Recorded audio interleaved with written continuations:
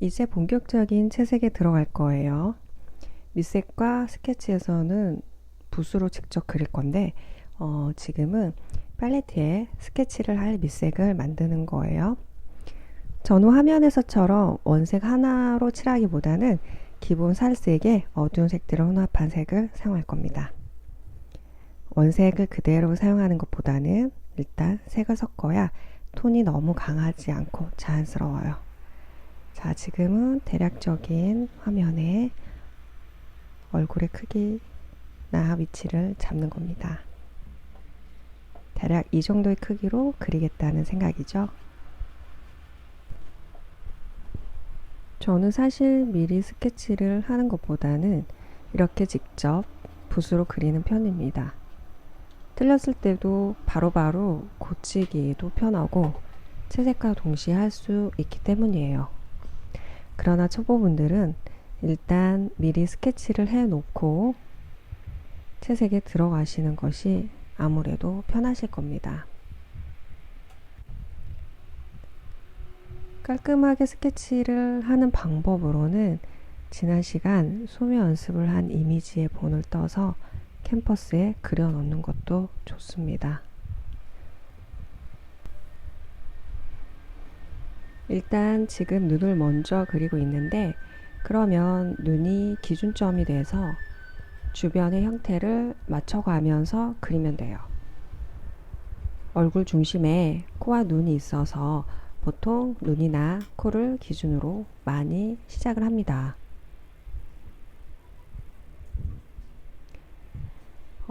지금 오른쪽 눈을 먼저 대략적으로 그렸어요. 그렇게 하나의 눈의 크기가 정해지면 그걸 기준으로 눈 사이의 거리와 왼쪽 눈의 크기를 서로 비교하면서 맞춰 나갈 수 있어요. 그리고 두 눈의 끝 지점을 서로 확인해서 눈의 기울기를 꼭 점검해야 하고요. 두 눈의 시작점의 위치나 눈의 길이, 높이 등을 서로의 눈을 비교하면서 크기를 맞춥니다. 이 그림은 약간 측면의 얼굴을 그리는 건데 그래서 오른쪽 눈보다 왼쪽 눈이 단축되어 있는 걸 알 수가 있어요. 그런 단축된 형태의 모양은 구조에 대한 이해가 없으면 그리기가 조금 힘들어요. 그래서 초보분들은 오른쪽 눈보다 왼쪽 눈 형태 잡는 게 아마 조금 힘들 수 있어요. 그래도 두 눈의 크기나 높이, 전반적인 기울기 등을 잘 점검하면 어느 정도는 맞출 수가 있고요. 또 눈을 그리면 그 주변을 그리는 것도 수월해지겠죠. 이렇게 근거리부터 차츰 넓게 확장하면서 형태의 위치를 파악해 나갑니다.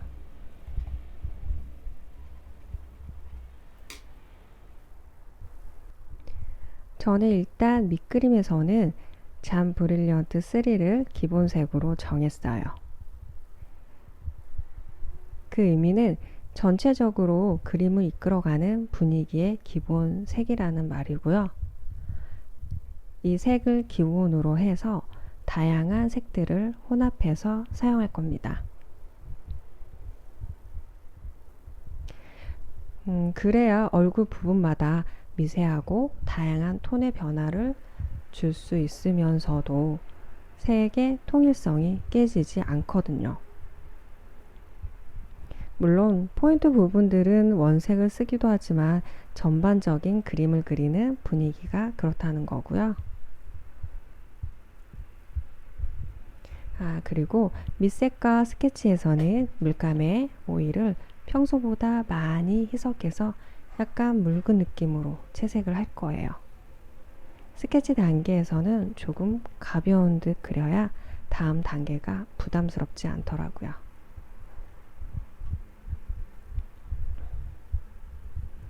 자, 지금은 눈동자를 그리고 있는데 눈동자는 기본 도형인 구잖아요. 동그란 구요.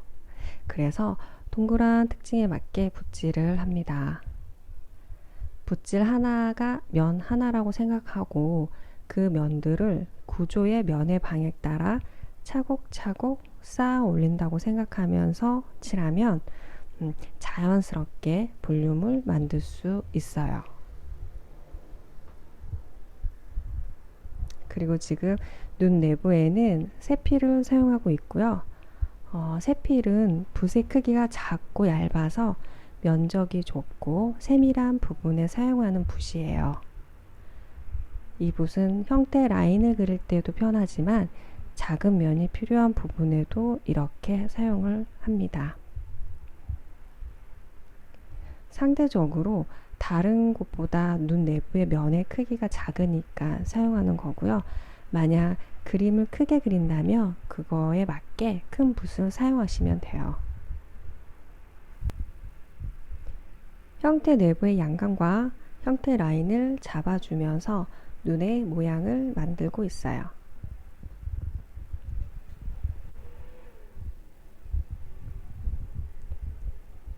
왼쪽 눈도 마저 볼까요? 형태의 틀을 잡은 다음 어디부터 채색할지 고민일 땐 채색할 부분에서 가장 진한 부분 혹은 음영부터 해주시면 돼요. 여기서는 진한 색의 눈동자를 먼저 그려주고 주변을 그리고 있어요.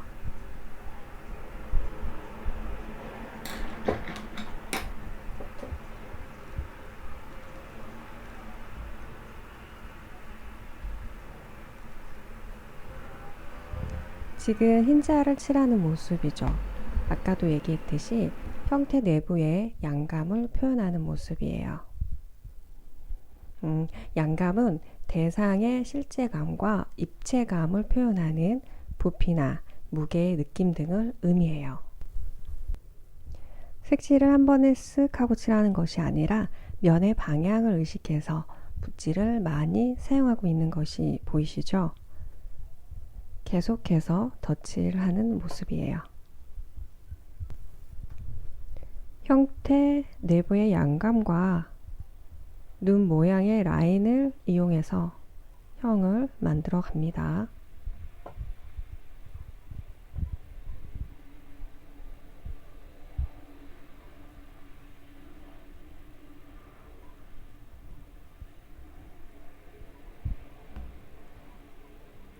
그리고 수시로 크기나 위치를 점검하고 있어요. 자, 눈두덩이도 같이 들어가네요. 팔레트에서 색을 사용할 때도 그림에서는 살색과 갈색만 사용한 것 같지만 여기서 보시면 여러 색들을 섞어 사용하는 것을 알 수가 있어요.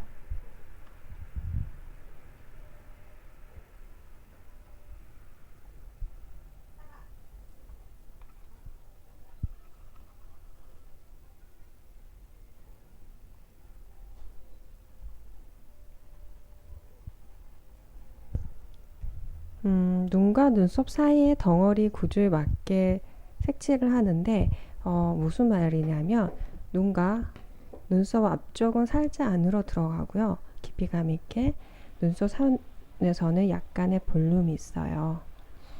그 뼈대의 볼륨이 살짝 살거든요. 그리고 눈썹 산을 기점으로 해서 측면으로 넘어가는데 그런 특징들을 면의 방향과 어둠과 밝음으로 표현을 해줍니다.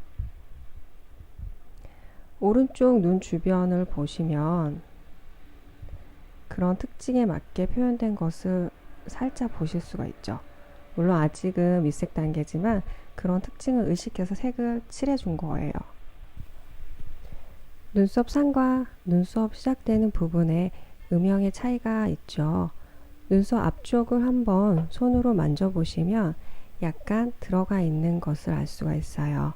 그리고 눈썹 산은 그것에 비해 조금 위로 올라와 있고요.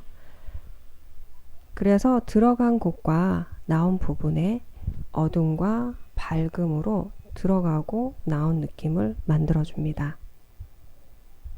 동시에 붓질의 방향이 한 방향이 아니라 모양에 따라 약간씩 틀면서 색을 칠합니다.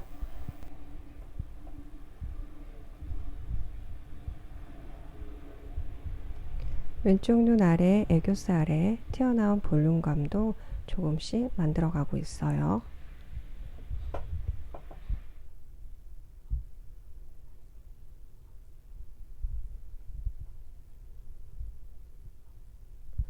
지금 면의 방향에 따라 붓질을 하고 있고요. 볼륨감을 만들기 위해서 면을 하나하나씩 틀기도 하고 서로 중첩시키면서 부분마다의 입체감과 재질감을 만들어 갑니다. 그러다 보면 중첩이 많이 돼서 좀 지저분해 보일 때가 있어요. 그럼 살짝 튀는 부분을 뭉개줘서 부드럽게 만들어줍니다. 그리고 필요에 따라 다시 덧칠을 하면서 표현을 해주고요. 색을 칠한다는 것은 그런 것들의 반복 작업이에요.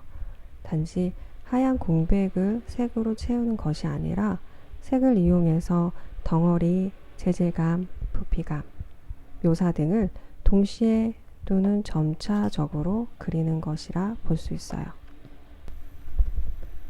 그리고 아까 면의 방향에 대해 얘기를 했는데 면의 방향을 정확히 그리고 다양하게 볼 수 있어야 덩어리와 양감을 잘 표현할 수 있어요.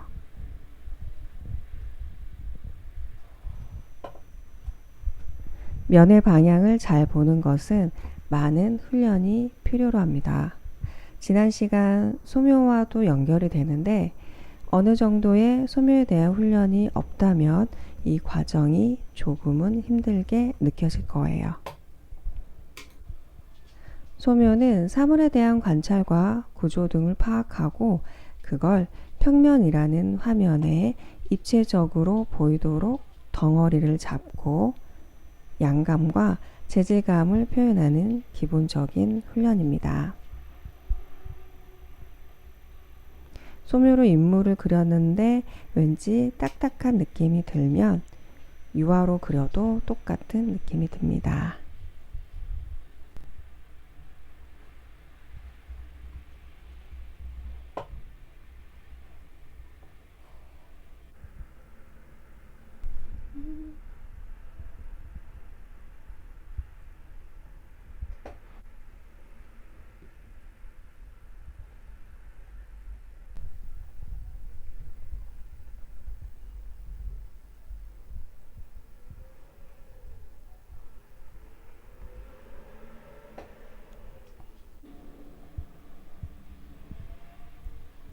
자, 이제 지금 코를 그리고 있는데 기본적인 큰 덩어리와 음영을 먼저 표시를 합니다. 그리고 기본 구조와 음영의 흐름들을 잘 파악하는 것도 중요해요. 밑그림은 일단 단순한 도형에서 시작해서 세부적인 묘사를 하는 것이기 때문에 일단 단순한 덩어리부터 잡아줍니다. 보통은 덩어리보다는 특징의 모양이 눈에 잘 띄기 마련이에요. 그래서 나도 모르게 형태의 라인에만 빠져서 그리게 될 때가 많아요. 지금처럼 코를 그릴 땐 코가 앞으로 나와 있는 느낌이 들어야 하잖아요. 일단 그것부터 해줘야겠죠.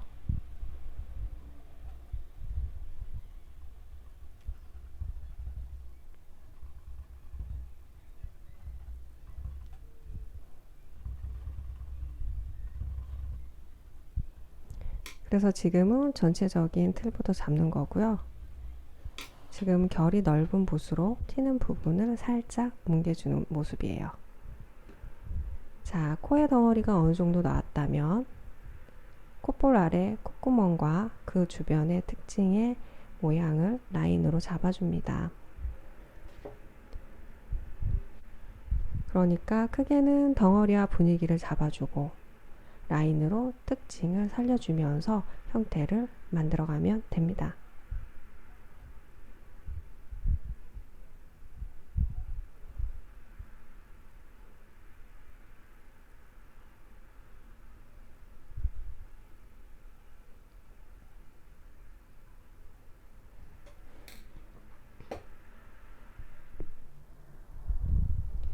자, 코 아래부터 턱까지의 길이는 코의 길이로 보통 비교를 많이 해요. 그리고 일단 중심을 찾으면 대략적인 입술의 위치나 크기를 알아내기가 쉬워지겠죠.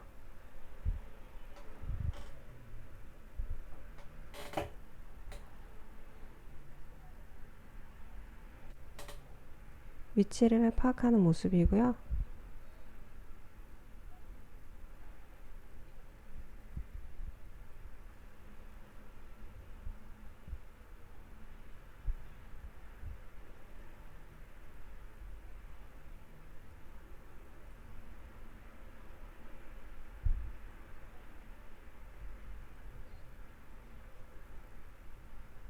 입술 모양 간단히 잡고 입술 역시도 큰 틀에서의 덩어리와 음영을 먼저 잡아줍니다.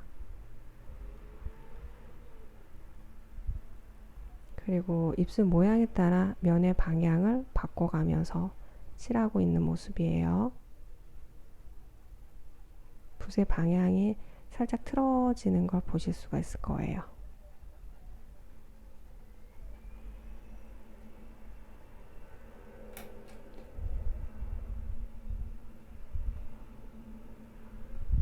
그리고 입술의 음영은 입술 중앙 라인의 경계 부분을 중심으로 입꼬리까지 연결되어 있고요. 그리고 아래 입술 중앙 아랫부분 역시도 음영을 넣어줘야 되겠죠.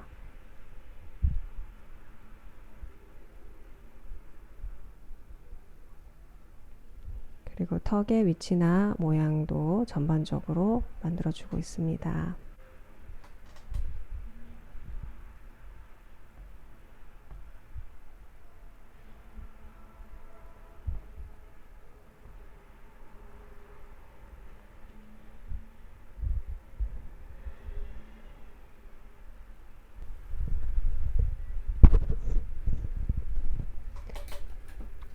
이렇게 눈, 코, 입의 위치와 형태가 나오면 전반적인 얼굴의 외곽의 틀을 그리기가 아무래도 수월해지겠죠.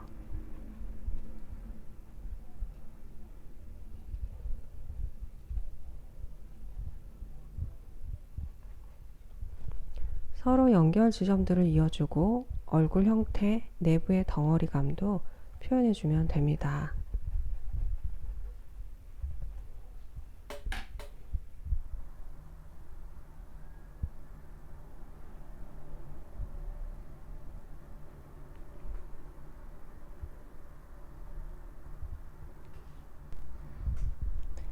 얼굴 내부의 광대뼈와 턱뼈의 두께감과 볼륨을 만들어서 입체적인 느낌이 들도록 해야 합니다.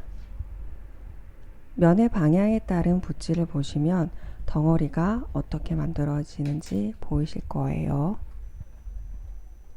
그리고 그 사이사이를 자연스럽게 연결되도록 칠해주는데 붓질이 한두 번으로 끝나지 않고 수없이 이어집니다.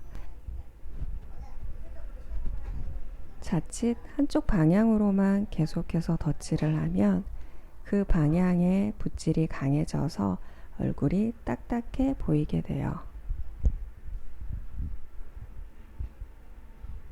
만약에 그림을 중간 단계 이상 그렸다고 생각했는데 처음보다 얼굴의 형태나 모습이 무척 딱딱해 보인다면 가장 큰 원인은 한정된 면의 방향과 면의 크기만을 반복적으로 칠했다는 거죠.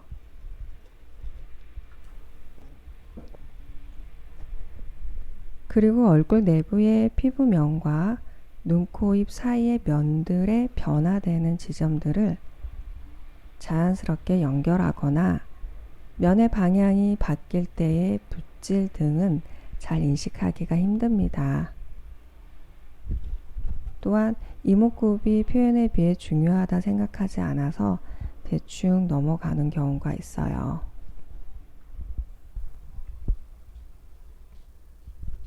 이마와 광대 부분이 조금 앞으로 나온 모습이네요.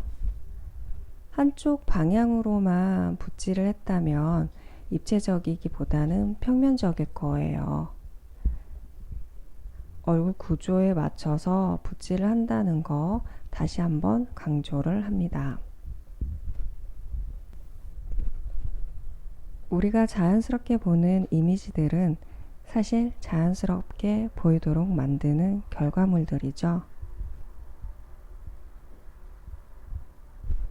면의 방향이 서로 교차되면서 덧칠을 해주는 모습입니다.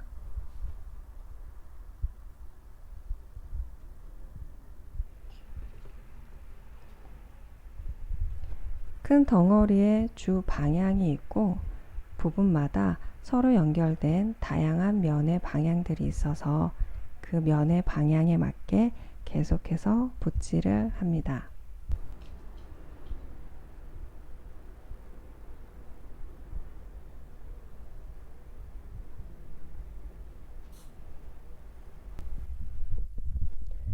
지금까지의 팔레트 사용입니다. 기본 잠 브릴리언트에 주변의 색들을 끌어당겨서 색을 만들고 있어요. 밝은 부분들은 기본 색에 따뜻한 계열의 색들을 주로 혼합해서 색을 만들어요. 물론 밝은 톤을 만들 때도 어두운 색이나 차가운 색들도 때에 따라서는 들어가요. 그리고 음영의 부분들은 차가운 색과 어두운 색을 기본 색에 혼합해서 사용하고 있어요. 그렇지만 일단 큰 틀에서는 그렇다는 거고요.